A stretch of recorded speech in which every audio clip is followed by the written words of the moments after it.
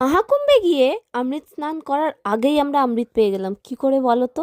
এই যে হলো ওয়াসুকি টেম্পল, এইটার পাশেই জাস্ট যা দেখলাম সেটা দেখে তো আর আমি সামলাতে পারলাম না নিজেকে।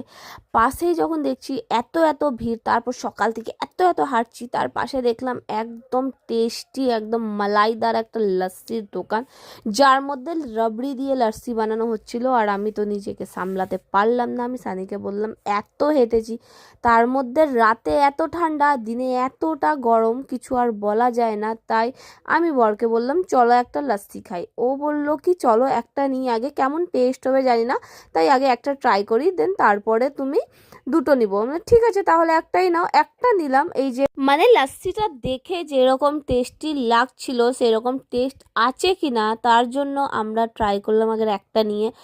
আসলে আমরা একটু কিপটে হয়ে গেছি, টাকা একটু বাঁচাচ্ছি, মানে বাজে জিনিস বা নষ্ট জিনিসে আমরা টাকা ওয়েস্ট করতে চাইছিলাম না, তাই আগে একটা ট্রাই করলাম।